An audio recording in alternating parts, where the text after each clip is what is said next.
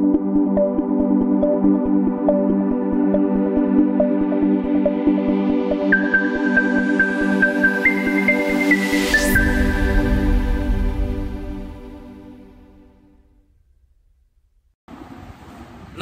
ओम group tuition मध्ये आपल्या सगळ्यांचं पुन्हा एकदा स्वागत करतो. आणि मॅथ्स 2 मध्ये 1.4 टॉपिक आहे एरियाज रेशो, सिमिलर ट्रायंगलचा एरियाज रेशो. बरोबर, त्याच्यामध्ये एक टिपिकल टाईपचं सम आहे 1.4 मध्ये. तर ती जी सम आहे त्याच्यावरती मी अजून एक सम एक्स्ट्रा तयार केलेलं आणि ते तुम्हाला मिळतं सोडवणार एक वेगळ्या पद्धतीचं. इथे मुलं बऱ्याच वेळा कन्फ्युज होतात आणि फसतात. तर बघा, एक सम असा आहे, area triangle ABC similar triangle एपीक्यू. Triangle ABC similar triangle एपीक्यू असं दिलेलं आहे. बरोबर, आणि पुढे काय दिलंय पाहिजे, 9 area triangle APA equal to 16 area triangle ABC. आणि फाइंड करायला सांगितलंय साइडचा रेशिओ म्हणजे बीसी अपॉन पीक्यू. काय करायचं माहिती आपल्याला, इथे आपण normally triangle ABC similar triangle APQ हे गिवन लिहितो. बरोबर, आता आपल्याला काय करायचं असेल, फॉर्म्युला तयार होतो आपल्याकडे, पण त्याची व्हॅल्यू कुठून घ्यायची. फॉर्म्युला काय तयार होईल याच्यावरती, तर area of triangle ABC upon area of triangle APQ equal to ह्या ज्या साइड आहे त्याचा स्क्वेअर, करस्पॉन्डिंग साइडचा स्क्वेअर बीसी अपॉन पीक्यू. पण इथे व्हॅल्यू आपल्याकडे हा जो एरियाचा रेशिओ आहे याची व्हॅल्यू याच्यातून काढायची आहे. या पार्ट ही जी काढायची ही कशी काढायची ते मी सेपरेट मुद्दाम दाखवतो. 9 area of triangle APQ equal to 16 area of triangle ABC. तर इथे वरती कोणता ट्रायंगल आहे, एबीसी, म्हणून मी एबीसी ला इथेच ठेवला. आणि हे 9 पण इथेच राहणार आणि हे 16 आहे ते डिवाइड झाले, मल्टिपल चे 16 डिवाइड. आणि इथे राहिलं area of triangle ABC divided हा आला एरिया ऑफ ट्रायंगल एपीक्यू. म्हणजेच काय झालं, तर मला इथे ह्या सेंटेन्स मधून त्या एरियाच्या रेशिओची व्हॅल्यू मिळाली.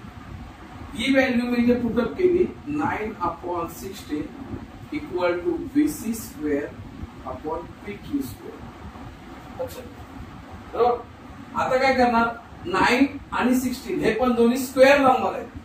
पण 9 हा कोणाचा आहे, 3 चा स्क्वेअर, 3 स्क्वेअर, 16 आहे 4 square equal to BC square upon PQ square. आता इथे सगळे स्क्वेअर आहेत. मग काय करणार, टेकिंग रूट,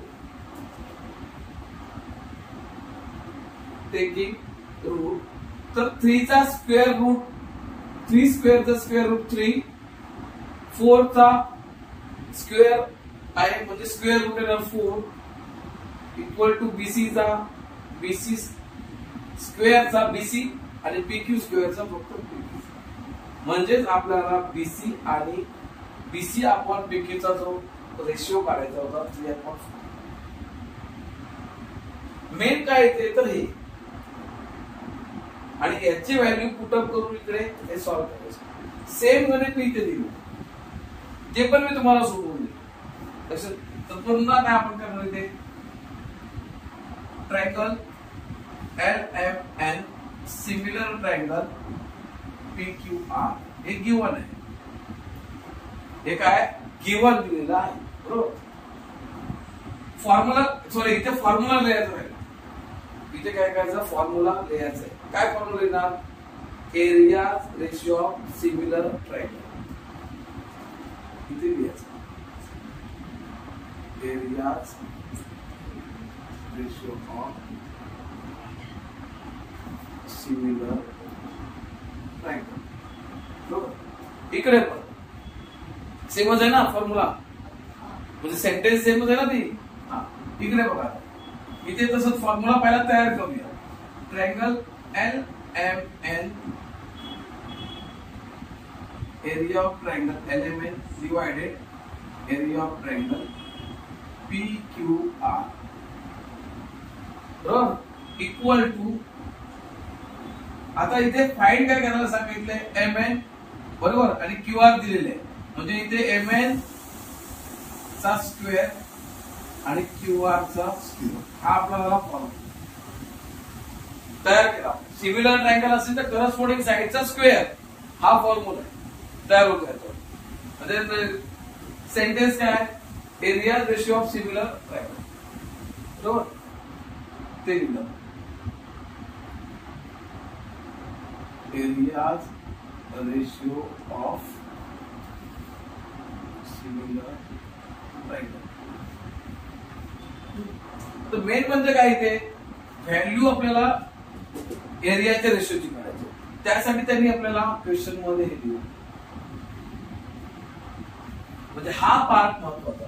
हा पार्ट किती लिहितो, 4 area triangle PQR equal to 9 area of triangle LMN.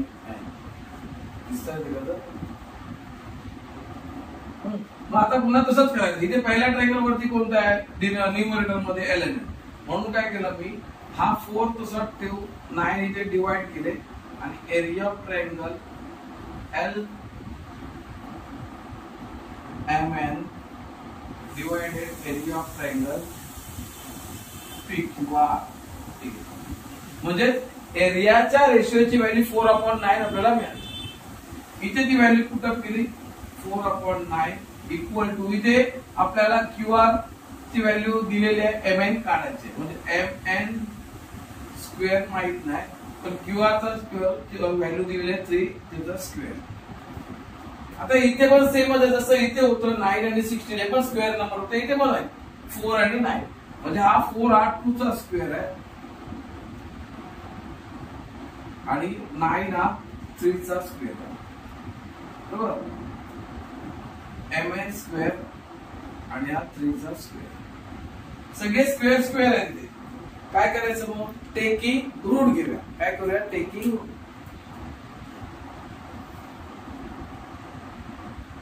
Taking route घेतलं तर ह्याचा येणार 2/3 इक्वल टू mn/3. पण mn ची व्हॅल्यू आले का नाही, मग काय करायचं, क्रॉस मल्टिप्लिकेशन, म्हणजे 2 × 3 इक्वल टू mn × 3, म्हणजे हे क्रॉस असं.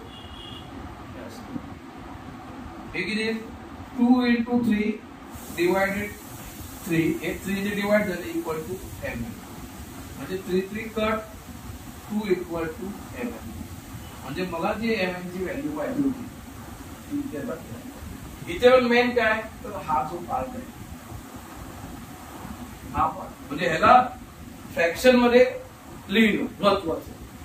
हा फ्रॅक्शन फॉर्मॅट मध्ये ह्याला लिहिलं पाहिजे आणि त्याची व्हॅल्यू इथे पुटअप करून टेकिंग रूट केली. ही मुद्दा मी सर्व कार्य माहित आहे की बऱ्याच वेळा बरीच मुलं ह्या दोन सम मध्ये कन्फ्युजन सोडवून दिलेले असताना सुद्धा ती त्यांना जमत नाही परत. आणि म्हणून मी हा छोटासा प्रयत्न करतो, तुम्ही त्याचा स्क्रीनशॉट काढून घेऊ शकता तुम्हाला पाहिजे तर, बरोबर. आणि वहीत लिहून घ्या, हे एक्स्ट्रा सम आहे, हे पुस्तकामधलं आहे, हे एक्स्ट्रा आहे. तर तुम्ही ही दोन्ही मध्ये सोडवा, एक्झामला येण्याचे चान्सेस आहेत, बरोबर. आणि तुम्हाला हा व्हिडिओ आवडला असेल तर तुम्ही लाईक करा, शेअर करा आणि सबस्क्राईब करा तुमच्या मित्रांना. धन्यवाद.